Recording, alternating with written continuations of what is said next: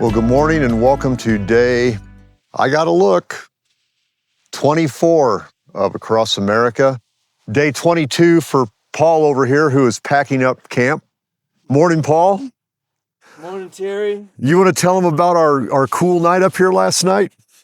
Yeah.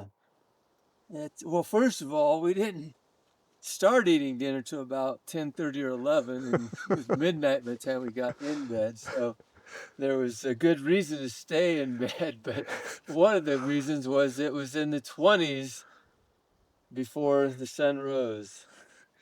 20 degrees Fahrenheit, that is. So we laid in our tents and let the sun get up a little bit and get a little bit of warmth back in here, right? You know, just laid in the bed, read, did a little preliminary drafting of text. There's no cell service up here, so I can write text now and then I'll cut and paste them and send them later in the day. There you go. So that was our night up here. I'm officially calling it 24 degrees. I got up at I think it was about 7:30 and pulled my bike computer out, turned it on, and it showed 24. So that's what I'm calling it at, 24 degrees. One of the forest rangers was up here. We were speaking with her earlier, and she said she had 28 at home. She goes, but it's a little sunnier where I'm at. So, yeah, low 20s last night. So it was a bit cold. There were also birds as we went to bed that I don't know, but beautiful sounding bird repeating calls. And then early in the morning, I heard a raven doing that kind of wooden box sound that they make, that cluckety cluckety cluckety sound early in the morning. So that was kind of nice hearing some of the wildlife. Yeah, and we saw a snowshoe rabbit this morning. Yes. Yeah, just running through the campsite here. Snowshoe hare, snowshoe rabbit. Snowshoe hare, yeah, I guess that's what it would be. Yeah, so I mean, and it's beautiful up here this morning. You can tell we had a nice spot up here. Just kind of give you a little panorama of where we're at here. It's the May Creek campground, and we're about 20 miles west of Wisdom, Montana right now. We came off of Chief Joseph Pass last night, about 8 miles down to here. Right, which is the Continental Divide. Yeah, and that was off the Continental Divide. So, and we're kind of halfway through getting camp broken up here. I haven't got my tent down yet. Paul's a little ahead of me on that. But yeah, so this is the beginning of the day for us. A chilly night. We're at 6,300 feet here. This is the highest that I have ever camped out at night. How about you, Paul? You've been higher, I know you have. Higher because I live in California where there's the Sierras. Yeah, so Paul, this is nothing new for Paul. This is a typical morning in the mountains for him. So, but for me, it was a little bit of a different thing being up here. I had a little trouble blowing up the my air mattress last night before I went to bed.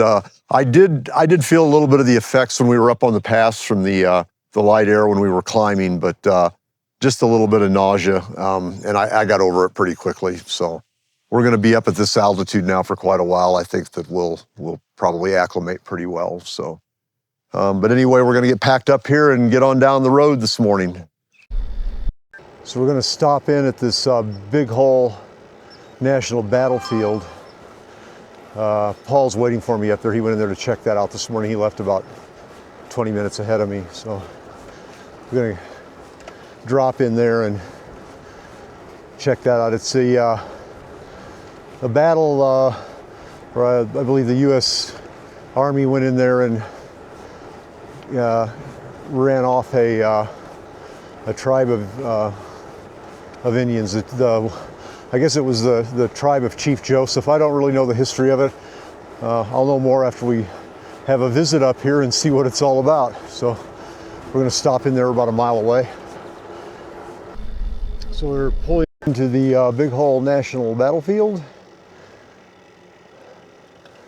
Nez Perce National Historical Park. So Chief Joseph was a Nez Perce Indian, and I wasn't sure of that. I assumed that, but I wasn't sure. So we're going to go down here and to the center here and learn a little bit of history. This is riding into the visitor center here.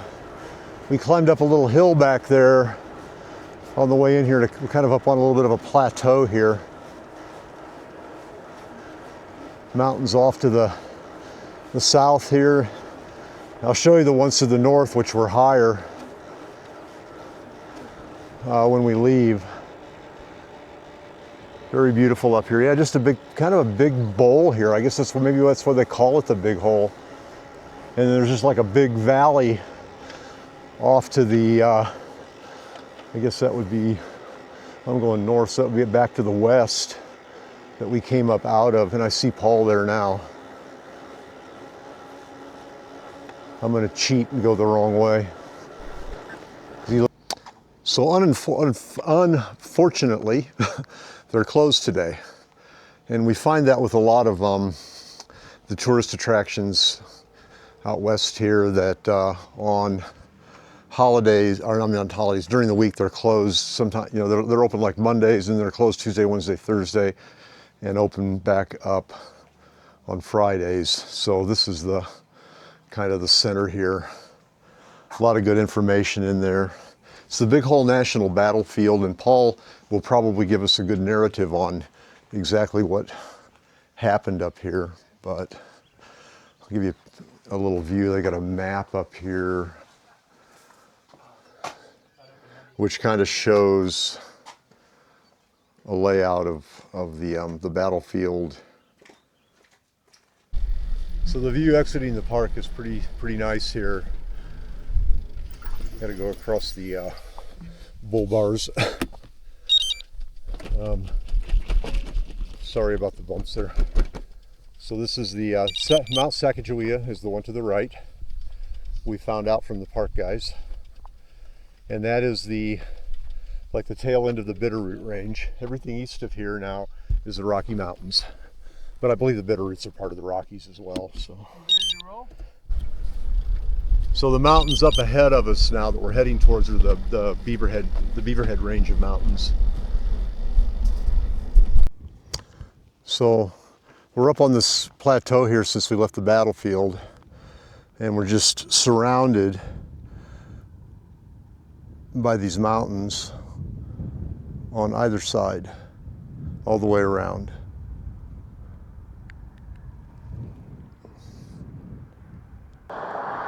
And this plateau is just kind of like in it's like a huge valley. It's just surrounded like it would be a canyon, I guess you would call it. It's kind of what it looks like. But it's cattle ranches. There's just cattle scattered throughout here. You probably can't see them. Down at the bottom of this hill, and if you look off into the distance there, I'm trying to zoom it a little bit here. And there's the town of Wisdom, and that's where we're headed now. And then we'll continue south, paralleling that range of mountains there, towards the town of Jackson, which is off in the distance there. I think about another 15 miles or so, 15 or 20 miles. So this is kind of the terrain of where we're riding today, and it's magnificent up here. You can just see for so far, and to be surrounded by these mountains, just to be out here in this. There's a little bit of a breeze blowing. It's actually just very, very nice out here. About, 81 degrees after waking up at 24 this morning. And yeah, so we're gonna head on down to Wisdom here, and we're probably gonna grab lunch there quick and then get to Jackson, where we're gonna stay tonight, which is gonna be, as I said before, a short day. And it looks like all 5 of our people are gonna be together down there. We've been able to make contact with them today, so or the other 3 besides Paul and I. So we're gonna head on down there and meet up with Bruce, who's probably in Jackson, and then we're not sure where Roxanne and Mark are, maybe behind us somewhere yet, following up, as they stayed on the other side of the pass last night. So off we go. So just a nice, really breezy ride down the hill here into Wisdom.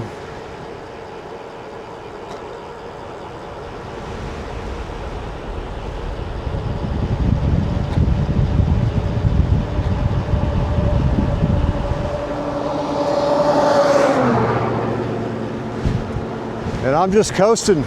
It's great. So this is the town of Wisdom,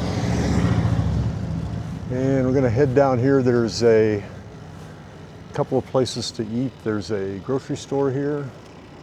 It's good to know. Antlers Saloon. Looks like an old west town here. Fetty's, which looks to me like it's probably closed. So I wanted to get a photo here at the Highway 70, well, the 76 sign. This is the Bicentennial sign from the original Trans-America Trail, the 1976 Bicentennial route across America. And that's the first one of the route signs that I've seen since we've been on the Trans-America Trail, and I actually joined it at Kuski, and this is the first one I've seen, so there it is.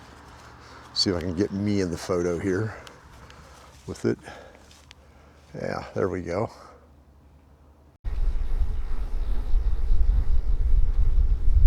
So here we are, a few miles south of Wisdom on our way to Jackson, about 15 miles away yet.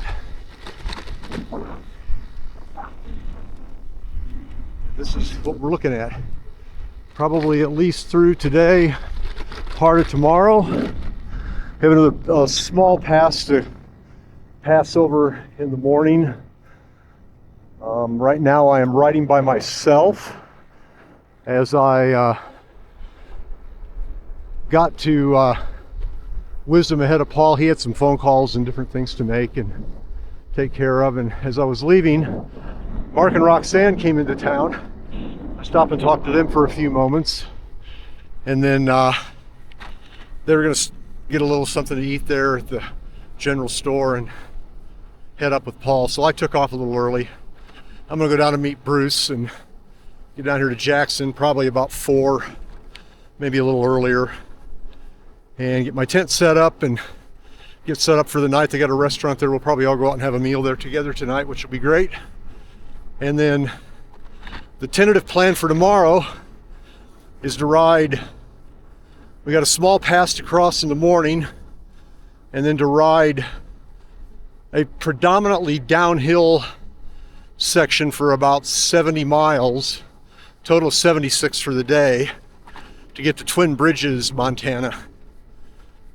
And there is a biking specific campground there for bikers, bicyclists and backpackers only. So yeah, bicyclists and backpacker specific. So that's the plan for tomorrow. So looks like we got a couple of nice days laid out in front of us. A short one today, a little longer tomorrow, and we'll be more than halfway to Yellowstone. So I'm here in Jackson, Montana. Give you a little look at the town here. That's the direction I came from. And that's the direction we're going tomorrow. Jackson Hot Springs. And that is not open today or tomorrow, which is sad. I think everybody was expecting it was going to be, and it's not. And so we can't do anything there. So this is just give you a look at it here, a biker, hiker, or biker, bikepacker, backpacker hostel. It's called the Bunkhouse Hotel. I think it used to be the post office, or so it would seem. And this is the front of it. And so they have showers and laundry available. They do have bunk rooms here for $80 a night, and they're quite nice actually. They appear to be. You get laundry and everything inside there. But anyway, this is the area in the back where we can camp, and this is where I'm going to be. I'm just going to camp here. Everything I need is in there. They've got a room in there you can hang out in. It's got Wi-Fi and whatnot. So I'll probably go in there and try to upload some Wi-Fi since I'm here early. But I'm going to find a spot in here someplace to camp. Right now I'm sitting there. But yeah, so I found Bruce here. Bruce has been here since this morning. And we're waiting for Mark, Roxanne, and Paul to get down here from Wisdom. I left them and took off. They were getting a snack and whatnot. I was a little ahead of Paul when I got there, and he had some calls to make and different things to take care of. So I just headed out and came on down here, and I'm going to get set up with a camping spot, and then probably, I don't know after that. But boy, it's beautiful here. If you look off into the distance there, those mountains. They're everywhere here.